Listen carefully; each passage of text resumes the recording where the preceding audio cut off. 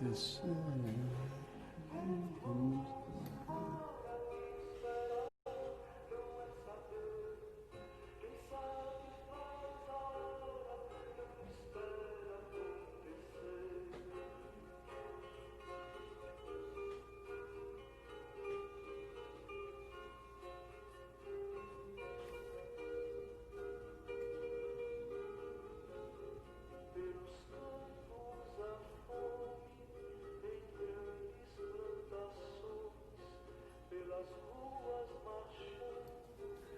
Opa! Domênico entrou, minha gente. Espera aí. Deixa eu adicionar ele aqui.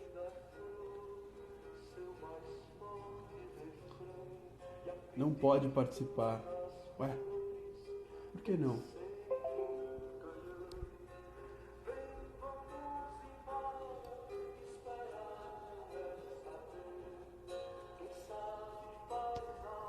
Deixa eu avisar.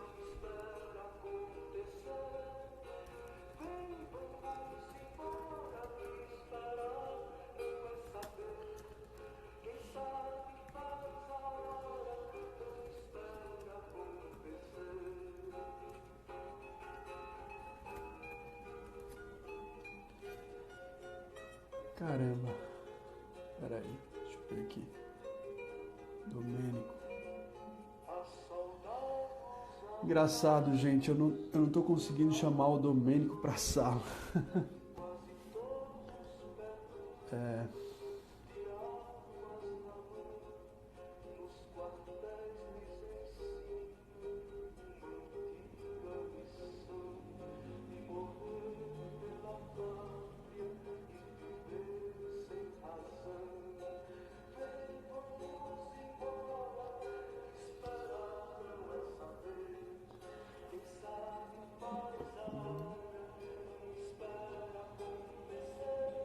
Caramba.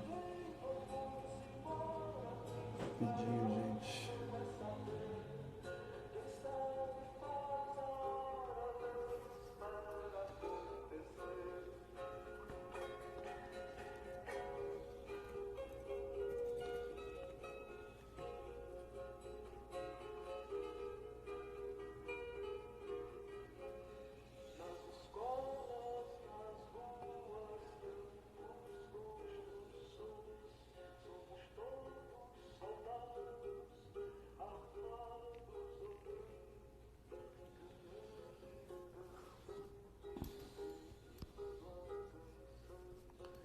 Opa, deixa eu ver.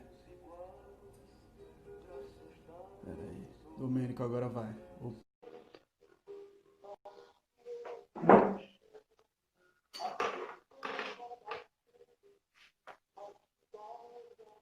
Opa. Fala, E meu aí, caro. tudo bem? Tudo bem? Tudo jóia? Deixa eu arrumar aqui, porque eu tava conectando o computador, né? Bom, Pô, fiquei ansioso, porque é a primeira vez que isso acontece, de a pessoa entrar, e aí, em geral, ou você solicita ou eu solicito, mas estava dizendo assim, ele não pode participar. Eu falei, meu Deus! é que tava conectando no computador, agora eu botei no celular, né? E aí, tá beleza. Ah, será que... Então deve ser isso, meu cara. Enfim. Pô, vamos começar ou a gente dá um minutinho para as pessoas entrarem? Deixa eu ver a Vamos interação. esperar 8 em ponto, né? Perfeito, vamos fazer isso. Bom, eu Por trouxe meu enquanto. vinho, trouxe meu vinho. Então, você sugeriu, cara, eu aceitei a sua sugestão. Ambos trouxemos o Santa Helena, no meu caso o Ah, meu é o Merlot, o seu é olha qual? aí! O meu é o Cabernet. Cabernet. Sábado à noite, né? Tomar um vinho, Nossa, desfrutar um pouco, não é, meu cara? né? Eu vou pedir desculpas pelo um inchaço. Eu tô com uma alergia perigosa nesses momentos, né, de coronavírus, porque eu tô coçando muito o olho. Mas assim, eu não coço na rua quando, enfim, eu tô em zona de risco, mas às vezes a mão, mas aqui, velho, eu tô coçando muito, então a cara meio inchada, assim, às vezes essa cara de sono.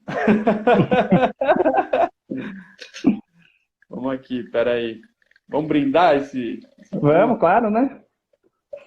Pô, meu cara, eu agradeço, viu? Eu agradeço demais você ter aceito aí Ah, aqui, vamos brindar. Um brinde. Salve a todos, todos e todas. Salve a todos que estão aí. Aliás, todo mundo está convidado a tomar vinho junto. Não, eu que agradeço o convite, inclusive eu não tinha Instagram, né? Aí só fiz para participar da live. Eu fiquei muito feliz que eu fui o causador da tua inserção no Instagram. Enfim. Bom, então, acho que, deixa eu ver que horas são. Falta 2 minutinhos. Como é que a gente pode, enfim, jogar a conversa fora? Como é que tá a quarentena aí? Você podia começar contando do seu canal, né? Do seu canal, seus convidados. Depois a Tá, gente começa a dialogar.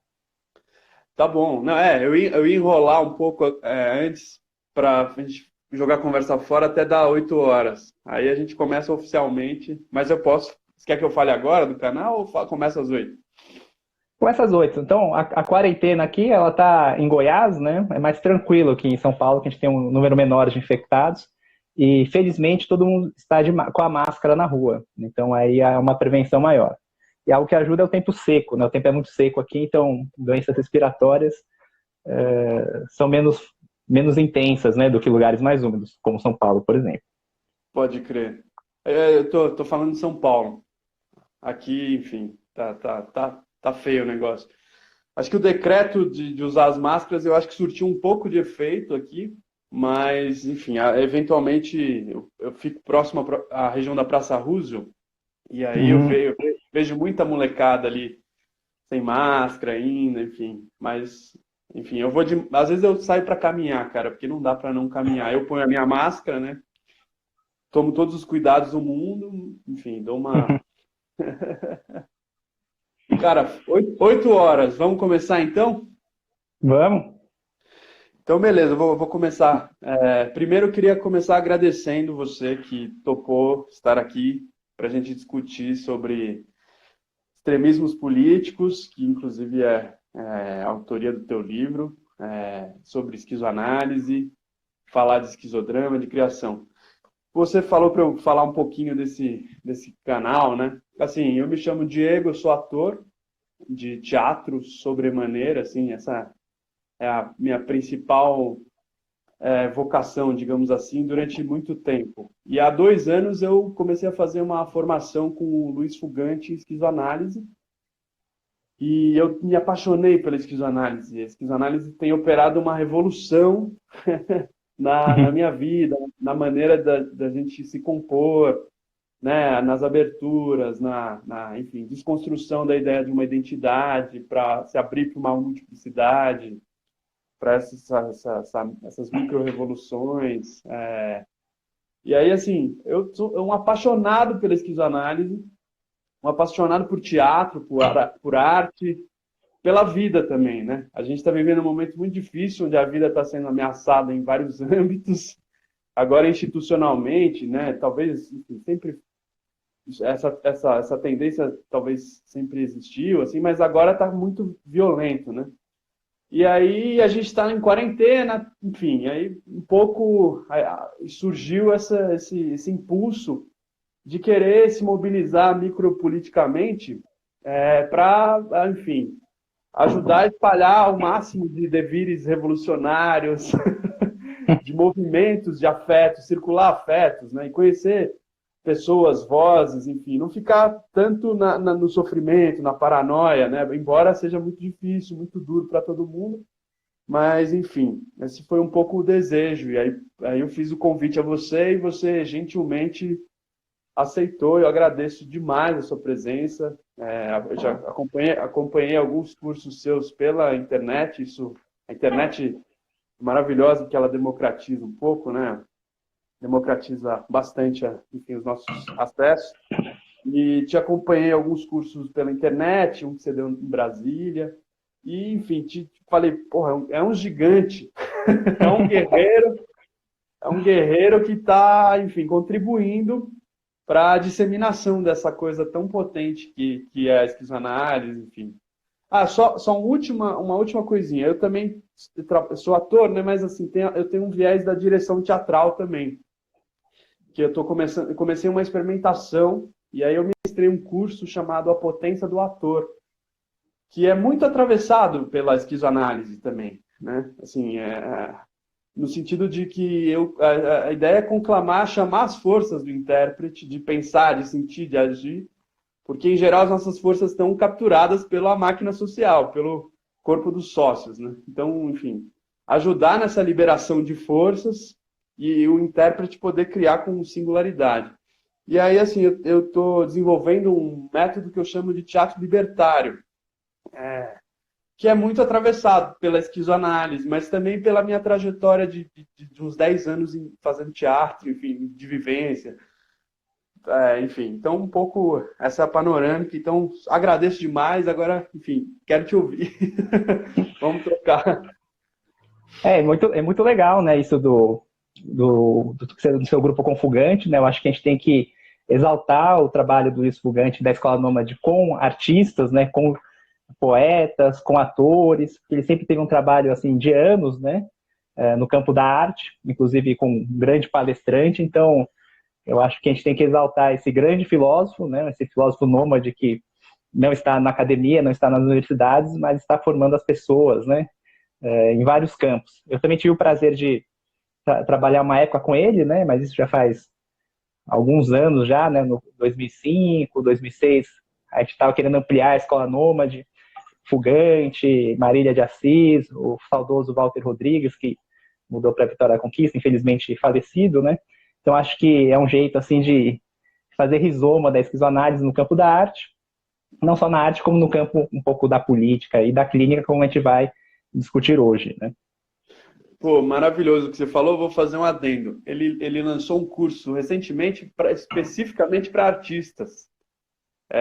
Esse que eu estou fazendo há 2 anos chama Formação Esquizoanálise. Assim, é para formar esquizoanalistas, mas enfim, aí todo mundo que queira fazer a formação. 2 anos, super profundo. Nietzsche, Spinoza, Deleuze, Guattari, Foucault, Beck, enfim, todo mundo, né? E esse curso agora ele fez um voltado para artistas, muito interessante, para os artistas serem artistas não só na sua vertente artística, mas na própria vida. Muito potente, bicho, muito. Tô apaixonado, tô amando, cara, tô amando. Mas diga lá. Se alguém perguntou aqui, a gente está falando do filósofo Luiz Fugante. O Luiz Fugante é o que tem a Escola Nômade, já trabalha, eu não sei, umas 3, 4 décadas, né? Espalhando a esquizoanálise, o pensamento de Deleuze e Guattari em grupos de estudos, em grupos de artistas. Então, trabalho muito profícuo em São Paulo, mas também dá muitas palestras no Brasil inteiro, né? Boa. Bom, vou começar a falar do extremismos, né? E a ideia da fala é muito isso. Primeiro, agradecer, né, ao pessoal que está conectado nesse sábado à noite. Não esqueça de pegar a taça de vinho ou de Coca-Cola, né? E eu estou vendo aqui que está entrando muita gente muito potente, gente com ótima formação do Brasil inteiro, que poderia estar falando aqui, e não só apenas eu, né? E então, essa questão dos extremismos, né? A gente vai partir um pouco na discussão desse cenário duro que estamos vivendo, esse cenário de polarização, de racionalismos, extremismos, e pensaremos como a esquizoanálise pode ser um dispositivo, pode ser um campo de conhecimento potencial para iniciar possíveis transformações, possíveis linhas de fuga para isso que estamos passando, né? E não só a esquizoanálise do Deleuze e Guattari, mas principalmente o esquizodrama criado pelo Gregório Barenblit, um croata argentino mineiro hoje, né, já está há mais de 4 décadas no Brasil, que criou o esquizodrama, né? Então, uma das nossas apostas da equipe de Minas Gerais, de muitos latino-americanos, é trabalhar esquizodrama, de certa forma, como clínicas para combater o microfascismo, né? E então vai ser mais ou menos a direção da fala. Obviamente você pode me cortar, as pessoas podem perguntar coisas aí que eu consigo ler, né? E que acho que a questão principal é essa, né? Porque o desejo, ao invés de ser algo orgiástico, desejar uma plenitude, o desejo hoje deseja não só repressão, como o desejo hoje deseja a própria abolição. Não só a abolição do outro, como a própria autoabolição, né? Então, de certa forma, esse cenário dos extremismos que a gente vive, infelizmente, não é apenas brasileiro, né? Infelizmente, não é apenas o presidente com o churrasco da morte, né? O churrasco das 10 mil mortes, não apenas a carreata da morte que vimos em São Paulo, ocorre no no Brasil, mas a gente vê que, de certa forma, é o zeitgeist do mundo, né? O zeitgeist como o espírito da época. Então, se no Brasil a gente tem essa ultrapolarização, né, um extremismo de direita que quer abolir toda a diferença, isso não é diferente em outras partes do mundo, né? A gente pode pensar a Europa e o Oriente Médio com os inúmeros atentados dos fundamentalistas religiosos, né? Lembrando que uma coisa é criticar o fundamentalismo religioso muçulmano e outra coisa é criticar o islamismo, né? Isso.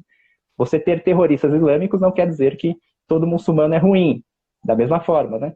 Você ter empresários neopentecostais que fazem um grande mercado das almas e do paraíso não quer dizer que todo evangélico é ruim, de forma alguma, né? A gente tem que separar esses fundamentalistas. E a gente tem uma polarização, um extremismo assim, que vai contra a racionalidade. Por exemplo, a saída do Reino Unido da União Europeia, conhecido como Brexit, todos os economistas mostraram que o Reino Unido só iria perder saindo da União Europeia, mas mesmo assim no referendo o Brexit venceu. Se a gente pensar a vitória do Trump nos Estados Unidos, é claro que hoje o Trump é um bufão, né, um personagem bufão, mas menos assustador até que o nosso próprio presidente, também foi algo inacreditável, né, essa questão do político misógino, racista, anti-imigração, ter vencido nesse período. Na França, então, né, agora eu não lembro se a eleição foi de 2017, né, a eleição do Macron, a gente viu o crescimento da extrema-direita conservadora de uma forma jamais vista com a quase vitória da Marine Le Pen. E a Marine Le Pen, lembrando que ela é sucessora do pai dela, o Jean-Marie Le Pen, que coordenou a Frente Nacional Francesa, né, um movimento de extrema-direita com um forte caráter fascista e até nazista, né? E ela conseguiu ter um sucesso eleitoral que o pai não tinha, né? De certa forma, abrandando o discurso, mas um movimento assim um pouco diferente aqui do Brasil, né, um pouco diferente do bolsonarismo.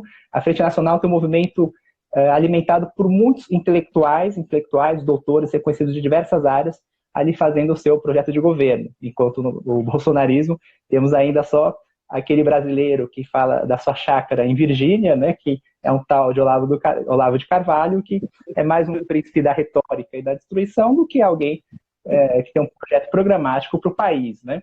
Mas não só esses casos na Europa, a gente pode pensar a própria polarização na América Latina. Infelizmente, o que a gente vê na Venezuela, entre os anti-chavistas e os chavistas, é algo terrível, né, que está prejudicando toda a população, ou mesmo na Colômbia, se não me engano, em 2016, quando teve o referendo, o plebiscito, para votar, né, para aprovar a paz, né, no caso, as Farc largarem as armas e criarem todo esse processo de mediação. Infelizmente, também com o apoio da igreja, ganhou o não à pacificação na época, né? Só que o presidente da época, ele acabou desrespeitando o plebiscito e aprovou, né, a assinatura de paz, até ganhou o prêmio Nobel por causa disso, né? Então, o que eu quero colocar um pouco com esse cenário, que essa polarização, essa divisão, esse extremismo está no mundo inteiro. O que eu coloquei no âmbito macropolítico, mas o que a gente tem que se preocupar é que no âmbito micropolítico isso está totalmente difundido, né? E se a gente pensar micropolítica a partir do que o Guattari coloca, seria essa análise das relações de forças articuladas aos agenciamentos desejantes. Então, como a gente vai articular essa leitura entre desejo e forças, né? Relações de forças e força de tudo, né? A força da vida, a força do pensamento, a força do corpo. Então, infelizmente, esse extremismo, os fundamentalismos estão também incidindo em todas as esferas da vida. Então, sejam as religiões fundamentalistas, seja as crenças fundamentalistas, crenças de qualquer espécie que acabam por negar e rechaçar a diferença, né, esse que é um dos problemas, e que o fundamentalismo, eu coloco como sinônimo ao extremismo, operam da mesma forma, independe da ideologia, independe do conteúdo semântico, é mais um maquinismo, né, uma forma de maquinação, mais um estilo de conduta que atua em qualquer ideologia. Ou seja, no Brasil temos extremistas de direita, fundamentalistas de direita, tal como na Venezuela, ou mesmo na Argentina, temos também extremistas de esquerda. É claro que o que eu quero colocar, o que importa mais nessa análise do extremismo é essa conduta intolerante, rígida, de recusa à diferença e à diversidade do que adesão a determinado conteúdo ideológico e semântico, né? Então, é aquilo, né? As pessoas falam, não, a esquerda, os comunistas é que são extremistas. Obviamente não, a gente vai ver até, infelizmente, extremistas no veganismo, extremistas na esquizoanálise, veremos que as próprias pessoas desconhecem essa ação, né? E como que o Deleuze e Guattari pensariam o extremismo? Eles discutiram, no Antiédipo, né, no livro de 72, eles discutem, né, que a máquina psíquica, se é assim que a gente poderia chamar, ela está dividida em dois polos. Né? Aí teria um polo, que seria esse polo mais criativo, mais os fluxos, mais instituinte, que eles chamariam de polo esquizo, né, o polo esquizofrênico. Mas haveria um outro polo, um polo oposto, né, que seria o polo da fixação, da estratificação, da captura, de uma lógica conservadora e reacionária que eles chamariam de polo paranoico, né? Então, aqui no meu livro de esquizoanálise eu fiz uma figurinha em que trabalha esses dois polos, não sei se vocês aí do outro lado vão conseguir ver, né? Então, como que ela opera, né? É como se a máquina, deixa eu botar um pouquinho mais longe, né? Ela está estruturada por esses dois polos e as ideologias, que são os balões acima, não importam, né? Porque eu posso ser, por exemplo, ter uma ideologia liberal e estar atrelado a esse polo paranoico, né? Esse polo paranoico, esse polo estratificado, esse polo que gera os fundamentalismos e os extremismos. Então, o que eu quero dizer, né? De certa forma, esse polo paranoico, esse polo conservador, a página aqui é a página 125 do livro Psicologia Política e Esquizoanálise. Esse polo, essa hiperestratificação, essa hiperterritorialização, de certa forma, é uma resposta ao cenário de crise, insegurança e caos que vivemos. Né? Então, crise, insegurança e caos, que obviamente não decorrem do nada e decorrem do contexto social de hiperintensificação do neoliberalismo, ou que o Deleuze e Guattari chamam de axiomática do capital, que fazem com que os fluxos sociais se descodifiquem. Né? Então, de certa forma, nos jogam a esse desamparo, essa insegurança, essa indeterminação que vivemos. Né? Lembrando que a axiomática do capital, para o Deleuze e Guattari, se baseia em dois movimentos, né? A descodificação dos fluxos sociais codificados e a reterritorialização desses fluxos nesse tipo de funcionamento. E esse tipo de funcionamento a gente pode pensar que é uma aceleração constante e sem fim, né? Uma aceleração constante e sem fim para o mais produzir, para o mais tudo. Né? No caso, até o desejo é muito mobilizado pela axiomática do capital. Né?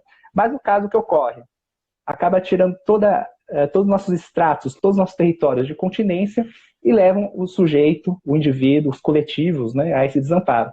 Levando a esse desamparo, a gente poderia dizer, há afetos mais primitivos que, ao invés de nos fomentar a um funcionamento mais criativo, instituinte, nômade, livre, orgiástico, nos leva a esse polo oposto, esse polo paranoico, que é o polo da estratificação, do conservadorismo, do fundamentalismo. É como se nós, inseguros e perdidos, tivéssemos que nos agarrar, nos fixar intensamente a esse conjunto de crenças, a esse sistema de valores para suportar essa descodificação do capital. Né? Então, o fundamentalismo vem com uma resposta a isso. As pessoas em crise, em desamparo ou perdidas, elas querem uma crença a se acreditar, mas não uma crença muito racionalizada, intelectualizada, abstrata. Eles querem um discurso pautado para a ação. Um discurso pautado para a ação e para a mudança, né? A tal ponto que o fundamentalista, o extremista, ele vai se apoiar nesse discurso e vai negar qualquer informação nova. Né? Então, é algo que eu sempre comento, né? É impossível discutir com fundamentalista. É impossível discutir contra um bolsonarista ou mesmo contra um petista fundamentalista, que também temos, né? E aí hoje eu terminei de ler o livro Tormenta, é o livro que a jornalista Thaís Oyama escreveu sobre o primeiro ano do governo Bolsonaro. Aí eu estava vendo que a irracionalidade discursiva do bolsonarista não é apenas relativa a uma regressão, é claro que ela não fala nessas palavras, né? Mas é um exercício, é um planejamento retórico do Olavo de Carvalho. Então o Olavo de Carvalho nos cursos dele, nos próprios livros, ele tem estratégias de persuasão e de discussão com outros, né? Então, ele coloca assim, né? Se alguém está discutindo comigo, eu já chuto ele nas partes baixas, né? Então, ele acaba querendo baixar o nível, atacar, né? E, de certa forma, é o que o nosso chanceler faz, o ministro da Educação, ou até o nosso próprio presidente, né? Com as respostas muito inteligentes. Cala a boca, e daí? É sua mãe, né? Então, então, no âmbito psíquico, a crença fundamentalista nega a diferença, é muito dicotômica entre sim e não, né? Tem essa lógica do negativo, uma paixão do negativo.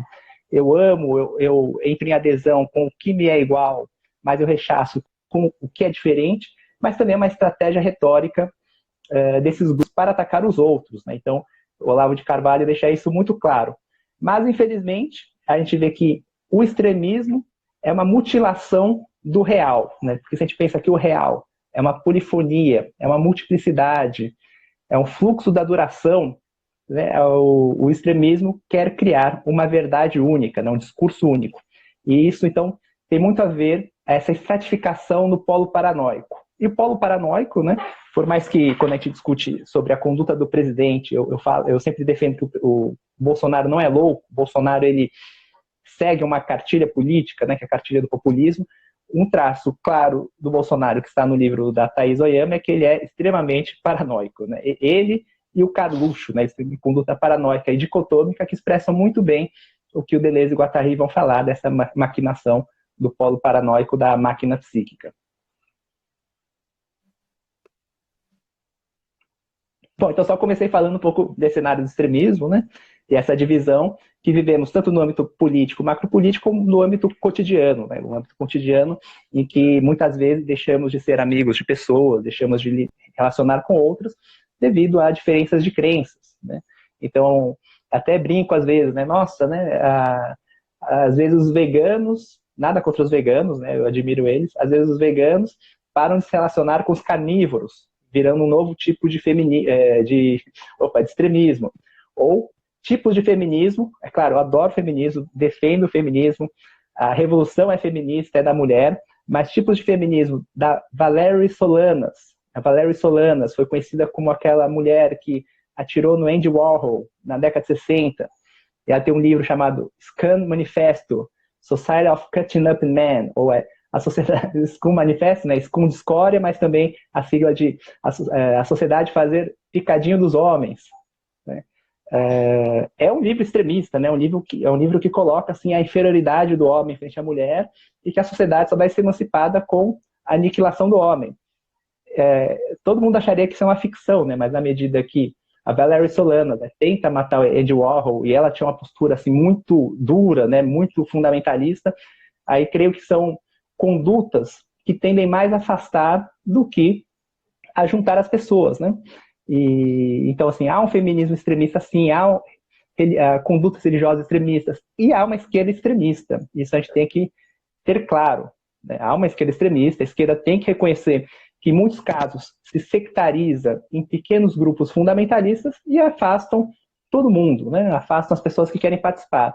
Muitos que já tentaram entrar em algum movimento social, algum movimento de esquerda, acabaram sendo rechaçados por um núcleo duro ali que, por uma conduta fundamentalista, por uma crença numa verdade transcendental, acabavam por excluir os outros, né? E o próprio PT, é claro que eu não coloco o PT como exemplo de comunismo, né? Mas a própria conduta do PT em alguns escalões acabaram por excluir, né? Acabaram por deixar de fora uma grande parcela populacional. Aí o que ocorre hoje em dia? Ocorre que um partido de esquerda, como o PSOL, que é um partido que tem uma ótima plataforma política, apenas tem 1, 2% dos votos nas eleições, né? E o que se expressa? Expressa que não há muita capilaridade do discurso de esquerda.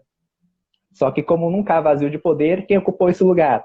Ocupou esse lugar o discurso evangélico, que é o discurso extremista, e também ocupou esse lugar essa militância digital da extrema-direita, na qual, né, entre os adolescentes e os novos jovens, né, o bolsonarismo ainda está bastante intensificado. Mas porque traz respostas, né? Porque traz respostas e traz um discurso para a ação.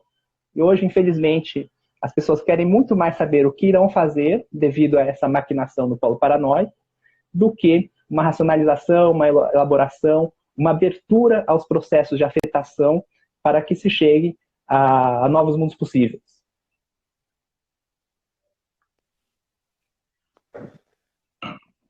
Você quer que eu vá falando ou você quer fazer perguntas? Cara, tô achando maravilhoso o que você está fazendo. Adorei assim a sua leitura mundial sobre.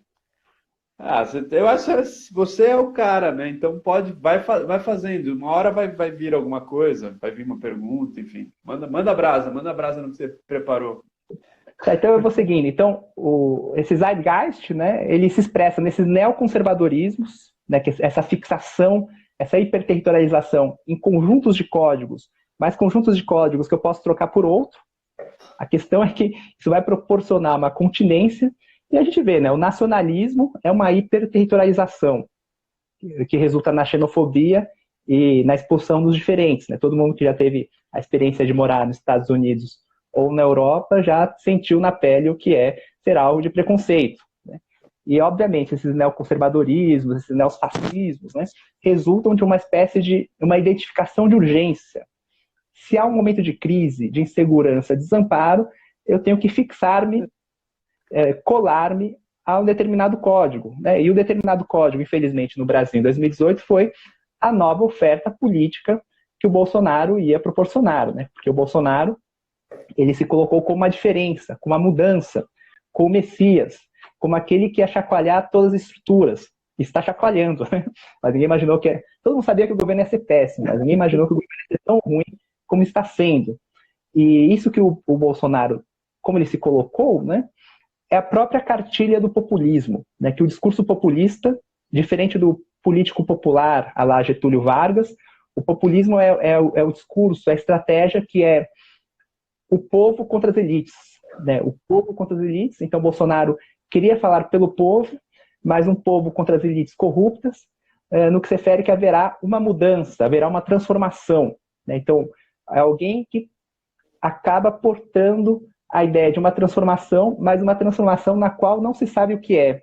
Né? Então, isso, de certa forma, eu chamo que é o ideal da transcendência. O ideal da transcendência, bem na lógica deleuziana, em que se quer uma mudança qualquer e que é alimentada por forças reativas, é alimentada por ressentimento. Né? Então, quando eu coloco da crise, da insegurança e da indeterminação, ao invés de um desejo criativo, de forças de solidariedade, de conexão, a gente vê na sociedade uma grande reatividade, um grande ressentimento, um grande niilismo. Né? Um grande niilismo que tem tudo a ver com essas carreatas à morte. Né? Essas carreatas à morte, a gente vê aquelas pessoas cinzas, né? Aquelas pessoas tristes, amarguradas, que querem ver tudo explodir, dançam com caixão, mas estão desfilando ali com seus carros importados. Né? Então, de certa forma, o discurso populista do Bolsonaro, essa lógica da transcendência,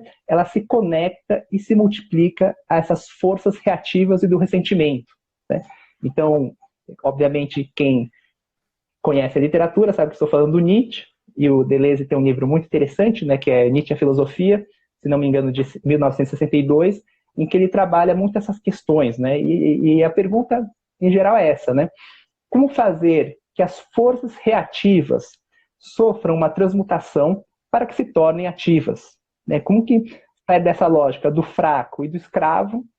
Né? Ele coloca o fraco como aquele que está preso às forças reativas, então até um presidente, um general pode ser esse fraco, esse escravo. Como sair dessas forças reativas e conseguir seguir o caminho da transmutação? Né? Então acho que essa é a pergunta que a gente tem que manter para nós. Né? Obviamente, vou tentar falar algumas coisas nesse sentido, mas não tenho a resposta, mas creio que todo mundo que está conectado aqui, eles têm a sua prática, tem a sua aposta, né? Seja você, Diego, na arte, outros artistas que estão aqui, outros psicólogos, outros esquizoanalistas, né? Eu acho que a questão é muito essa, né? Como transformar o ressentimento, como transmutar o ressentimento para a potência, né? Eu acho que essa é uma das questões, porque o que a gente vê, no caso, né, é esse sentimento reativo que que resulta na adesão a essas ideias, regimes conservadores e totalitários, né? Então, obviamente, essa hiperadesão é um mecanismo de continência, né, a crise, e que tem como finalidade a estabilização. Vamos estabilizar essa vertigem do real, estabilizar esse caos. Então, acaba-se, para estabilizar, tem que estratificar. E essa estratificação gera uma segmentarização, né? Uma segmentarização em inúmeros feudos ou até inúmeras tribos, né? Então, infelizmente, até o tribalismo pode ser um dos efeitos dessa vertigem do caos, né? Então, pessoas que visam morar em comunidades alternativas, né? Às vezes a comunidade alternativa, que ao invés de trazer diferença, um religar com a natureza, às vezes também pode ser um novo extrato rígido, né? Então, essa questão, né?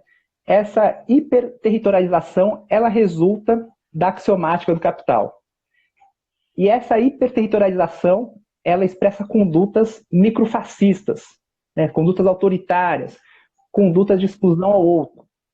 E os microfascismos, né? Então, quando a gente fala assim, a gente tem um governo fascista, vivemos numa sociedade fascista, eu prefiro discutir, né? Não, a gente vive numa sociedade que está com seu microfascismo totalmente acelerado, né? Um microfascismo de vento em popa, né? Porque a gente tem que, quando a gente coloca, né, Bolsonaro é um fascista, é muito diferente do fascismo italiano ou do fascismo alemão, né? Talvez a gente possa pensar que a Frente Nacional na França seja mais um movimento fascista mais clássico, né? Tipo Mussolini e Hitler. Mas o movimento que o Bolsonaro trouxe muito se distancia da macropolítica das grandes massas, tal como vimos ali na Itália e na Alemanha. O que a gente vê é mais essa expressão do ressentimento de modo celular e molecular, de modo celular e propagado na sociedade, né? Como se já houvesse muita pólvora pelo território nacional e o Bolsonaro fosse a faísca que botou fogo nessa pólvora e chegamos lá, né? E, obviamente, também devemos lembrar, né, que o Deleuze, no estudo sobre Foucault, ele coloca que o fascismo ele é uma das formas iniciais de governo das coletividades sociais em espaço aberto. O que isso quer dizer? Então, na transição do diagrama disciplinar para o diagrama de controle, o fascismo foi uma das formas de tentativa de captura desse fluxo. Daí, quando eu falo diagrama disciplinar, né, muito nesse sentido das instituições totais, do corpo que tem que ser encerrado e vigiado, e já na sociedade de controle, essa gestão da vida no espaço aberto. Então, o fascismo foi uma tentativa de captura da vida no espaço aberto, como os microfascismos estão sendo, né? E o Davidson colocou aqui, né, escreveu, já havia o desejo do Bolsonaro muito antes do Bolsonaro aparecer. Obviamente, né? Então, o Bolsonaro ele não seria, né, aquele líder que manipula ou engana a massa. Igual A leitura do líder que manipula e engana a massa seria a leitura do Gustave Le Bon na Psicologia das Massas, o livro final do século XX, e da Psicologia das Massas e Análise do Eu, do Freud, se não me engano, de 1921. Eles colocam o caráter hipnótico do líder, né? No caso do Deleuze-Guattari, já vão colocar que esse líder, né, ele vai ser muito mais a expressão desse niilismo, né? Ele vai ser muito mais a expressão do desejo das massas e que, obviamente, né, o líder catalisa o desejo das massas, né? Mas o líder é seu representante, é seu depositário e é sua expressão. Então, é algo que eu sempre falo também. Se o Bolsonaro falecesse no dia da facada, eu não estou entrando em questão se a facada é de verdade ou não. Se ele falecesse, isso não acabaria com esse movimento bolsonarista que temos, né? Teria que haver um novo representante desse ódio, né? E provavelmente seria o conhecido 03, né? O Eduardo Bolsonaro, que, de certa forma, é mais carismático e mais inteligente que o pai, né? Claro que ser mais inteligente que o pai não é muito difícil.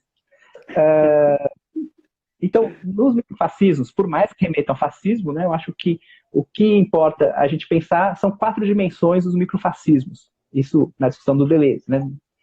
há uma biopolítica populacional, né, de tentar criar o próprio território. Segundo, a sua dimensão molecular, uma primazia da gestão dos afetos e um tipo singular de organização, né? Isso que a gente tem que pensar nos microfascismos, né?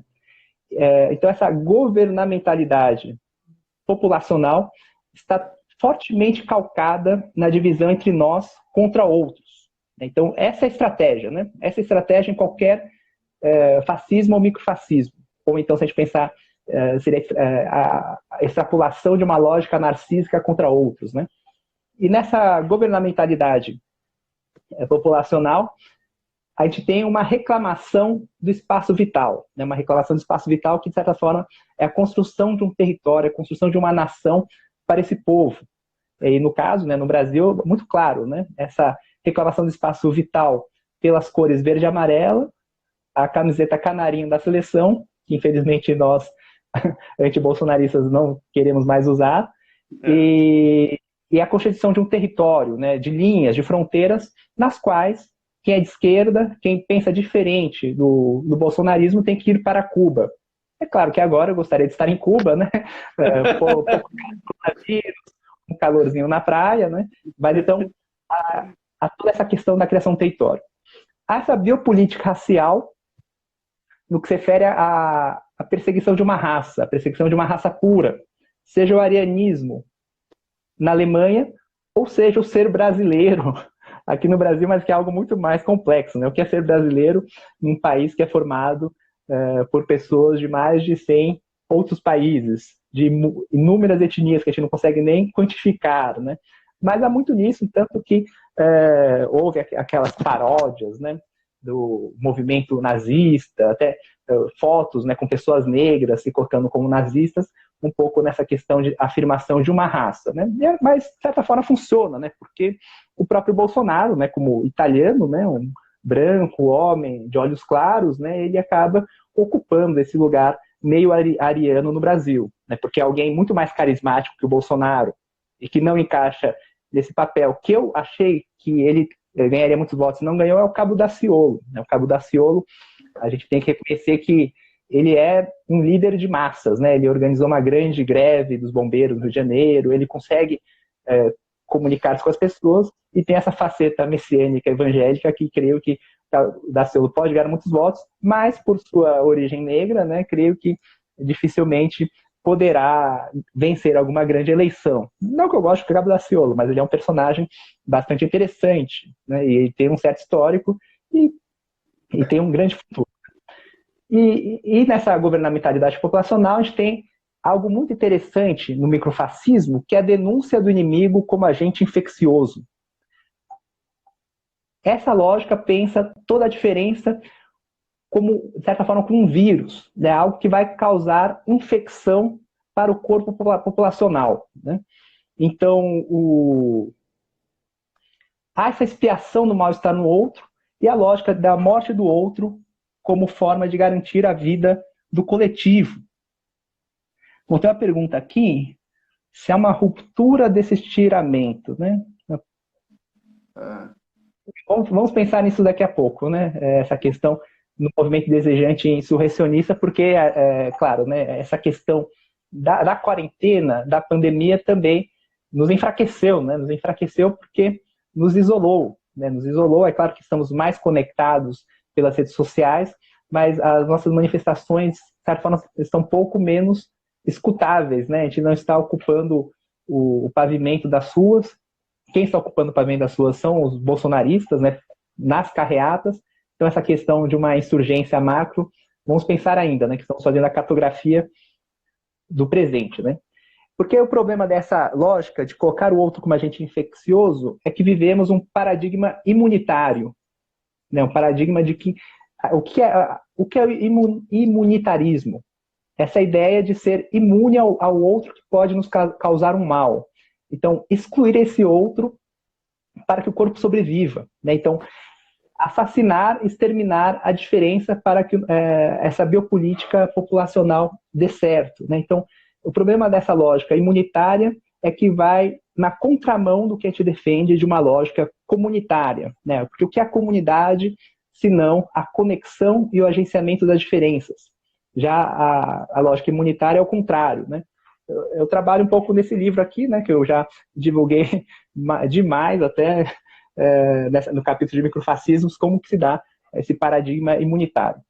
Bom, segundo, né, esse êxito dos microfascismos, essa dimensão molecular na qual opera. Então é muito, assim, quando alguém compara, né, o fascismo com o stalinismo, com o comunismo, são máquinas totalmente diferentes. Né? Porque o stalinismo ele vai remeter muito mais a uma instituição total, ao Estado total, a uma instituição militarista, por exemplo, na qual a lógica é vertical, é de cima para baixo. Né? Ou então remete muito mais a uma formação imperial despótica, muito mais à soberania, o stalinismo, tal como a gente pôde ver em outras comunidades, outros países comunistas, tal como a Coreia do Norte. Já nos microfascismos, é uma gestão horizontal, né? Não é um Estado total, mas sim uma gestão no campo aberto, em que há uma conexão dessas multiplicidades dispersas fora das fronteiras. Né? Então, de certa forma, quando eu coloco que o Bolsonaro foi a faísca da pólvora alastrada por ali, é nesse sentido, que ele conseguiu conectar essas multiplicidades ressentidas, cada um no seu canto do Brasil. Né? Então, diferente de uma lógica piramidal da soberania ou do stalinismo, a gente tem um modo de gestão celular. Um modo de gestão celular que se dá por ressonância entre as células, entre células que estão dispersas e difusas. Então, é como se essas forças reativas estivessem tão propagadas na sociedade, que foram ressoando com tanta força, que criou um grande buraco negro, né? Um buraco negro nesse sentido de uma força centrípeta, uma força que impede a propagação, a fluidez, e que resultou nisso que a gente chama de bolsonarismo, né? Porque o bolsonarismo, creio eu, é muito mais perigoso que o próprio presidente, né? Esse movimento extremista, esse movimento agressivo, violento, que tenta calar as diferenças, espancando-as, sejam profissionais de saúde, sejam jornalistas, etc., né? Então, uma ressonância no campo aberto, molecular, do ressentimento e do autoritarismo que se expressa em múltiplas instâncias. Então, não é só o bolsonarista contra o antibolsonarista, mas também é reiteração do racista contra o negro, do machista contra a mulher, do hétero contra o gay, do rico contra o pobre, né? O que a gente vê agora na pandemia é isso, né? É o rico querendo que o pobre volte a trabalhar e que morra, né? E é a lógica assumida e colocada. E para o pobre, muitos não têm, como posso dizer, muitos não têm escolha e querem trabalhar mesmo correndo o risco de pegar a doença, né? E, de certa forma, isso explica também uma grande adesão de camadas populares ao discurso do Bolsonaro, que o Bolsonaro sempre defendeu o trabalho, porque muitas pessoas não têm como escolha parar de trabalhar, né? Então a gente está num ponto de inflexão bastante difícil, mas algo que dá muita eficácia a esses neoconservadorismos, aos microfascismos, essa dimensão molecular que é como se antes, né, se o totalitarismo ele tinha o limite do olhar do panóptico, do olhar do Big Brother. Hoje, com os microfascismos, a gente tem um limite da ressonância das ondas Wi-Fi. É como se fossem ondas Wi-Fi que ressoassem um em outro a partir do ódio, né, a partir do ódio, da destrutividade, e que dá eficácia a esse tipo de discurso. Então, a gestão dos afetos é fundamental, né? Então, o terceiro elemento dessa biopolítica populacional, a gestão dos afetos é fundamental para o seu êxito. E, claro, né, a gente, como a gente é muito sobrecodificado pela consciência, a gente acaba esquecendo os afetos, as paixões, as emoções. Mas, obviamente, né, os afetos é o que nos liga, é o que nos dá satisfação, é o que nos faz votar e agir, por exemplo. Né? Então, nesse caso, há um primado emocional em que se modula os investimentos desejantes da população. Né? E, obviamente, atua assim, mobilizando esses afetos reprimidos e, principalmente, a reatividade e o niilismo. Então, nesse caso, né, quando a gente fala, né, quando a gente fala mobilização da reatividade do niilismo, há uma modulação desse desejo. Né? O desejo que poderia ser livre, orgiástico, intenso e pleno, ele não é reprimido, né? Porque o desejo seria reprimido na lógica disciplinar. Na lógica da axiomática do capital e do microfascismo, o desejo ele é incitado também, né? Ele é incitado, então ele não vai buscar a repressão, mas ele é incitado a uma espécie de abolição, a uma espécie de destruição, né? Como se o desejo tivesse agenciado por uma lógica do Marquês de Sade, né? Porque o que o Marquês de Sade retratava nos seus livros? Ele retratava esse imperativo de destruição da lei e do outro, né? Na verdade, aquelas cenas escatológicas, as cenas de sexualidade desenfreada, agressiva, a lógica era a ruptura da lei, né? Um pouco essa questão do primado da infração. E é um pouco o que a gente está vendo. Então, o desejo no extremismo, ele não está sendo reprimido, ele está sendo incitado. Mas não incitado a uma conexão e a diversidade, mas sem essa destruição. Destruição de tudo, né? Destruição de tudo. E não é à toa que a cada dia que passa, a destruição às instituições públicas é mais defendida pelas pessoas. Né? Então, um dos grandes riscos, né, quando a gente vê esse conflito do Moro com Bolsonaro, muitos falam, né, tomara que os dois rodem, né, o Moro vai cair, o Moro prevaricou. E realmente, né, o Moro ele tem uma ficha suja grande ali, né? Não sei como não está preso até hoje. Se ele não for preso agora, não será nunca. Mas o grande problema, pelo que eu vejo com a população, é que a população fala assim, eu quero que tudo se exploda. Eu quero ver esses caras se ferrarem. E é o espírito que vivemos, né? Eu quero ver... Então, assim, não é que as pessoas defendem a ditadura, de forma geral. Não é que as pessoas defendam defendam o Bolsonaro em si. As pessoas são contra o sistema. São contra o sistema que está estruturado, porque esse sistema só trouxe reatividade, só trouxe ressentimento. Então, é um pouco esse... Então, estamos nesse momento, né? Nesse momento das forças reativas, que é essa vontade de destruir o outro, mas uma vontade de destruir o outro que também é internalizada como má consciência, que muitos colocam também. Se tudo explodir e eu for junto, não tem problema. Ou naqueles memes que a própria esquerda ou a intelectualidade faz de brincadeira, né? Asteroide, venha logo, né? O que é pedir o asteroide, se não a vontade de autoabolição? Mas uma vontade de autoabolição que segue a mesma lógica, né? Segue a mesma lógica dessa destruição e autodestrutividade que vivemos. Então, acho que um pouco o risco que vivemos nesse momento é isso. Essa abolição, esse desejo pela abolição, apenas está intensificando. Ele não está diminuindo. Por mais que a gente saiba que extremismos e populismos são uma onda, né? Então, essa onda vai atingir um certo ápice, mas ela vai decair.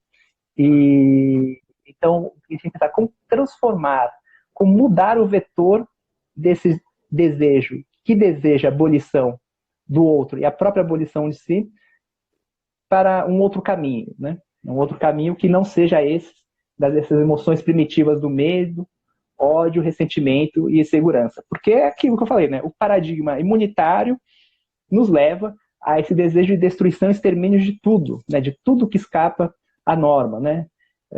E por isso que a gente vê de forma muito clara, né? E muito propagada essa conduta autoritária e preconceituosa em múltiplas instâncias, né? E não é à toa que isso... Então, o que ocorre, né? Quando o Bolsonaro surge, né? Até feministas colocam, né? O Bolsonaro surgiu como signo da territorialização frente à primavera feminista.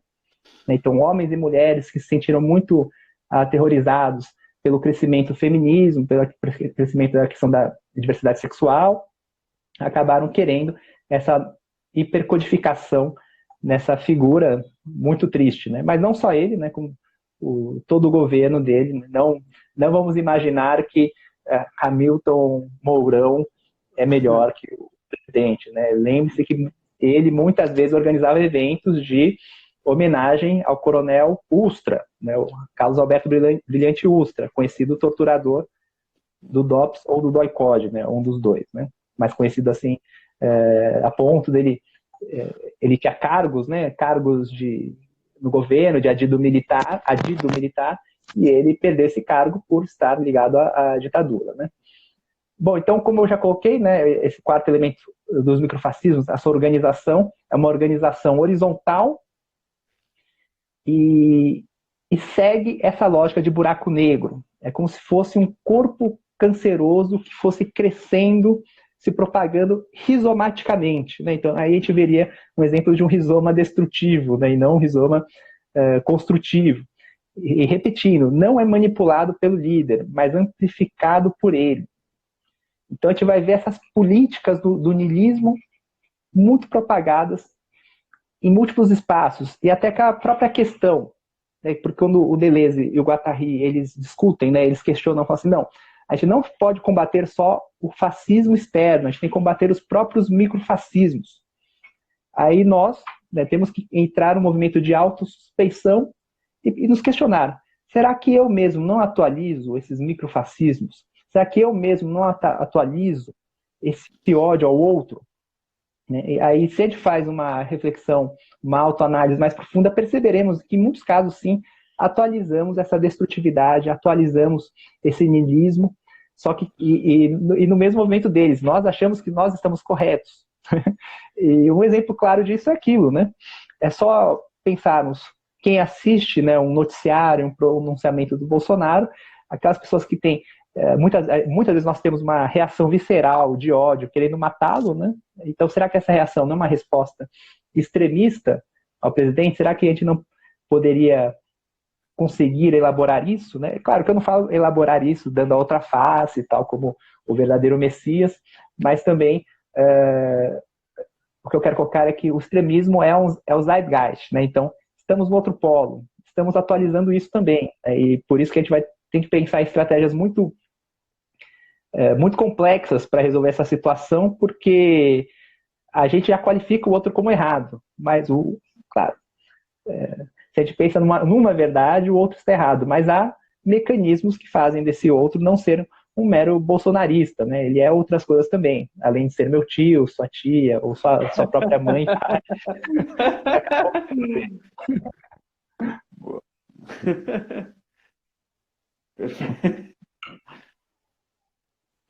Bom, então, para eu não me alongar muito na questão do extremismo, que a gente faz uma cartografia do extremismo, a gente tem muitas questões, né? A gente, na esquizoanálise, uma parte da esquizoanálise, que assim, para quem não conhece a esquizoanálise, é uma quântica teórica muito difícil, mas é muito apaixonante, como o Diego colocou. Porque a esquizoanálise, a ideia é essa, né? Analisar esses diagramas de força, analisar os vetores desse desejo, mas analisar, intervir nisso, intervir no sentido de conseguir raspar esses bloqueios, raspar essas condutas coercitivas, né? Raspar os microfascismos. Então, o que é fascinante da proposta do Deleuze e Guattari é que há uma problemática ético-estético-política de reinvenção. Querido, desculpa, vai cair em 19 segundos, a gente volta, tá? A sala vai cair, a gente reabre, todo mundo volta, tá todo mundo sabendo. Beleza, lembrando que 10 segundos, fala. Lembrando que aí tem a segunda parte do esquizodrama e esse potencial de transformação. A gente volta com a solução.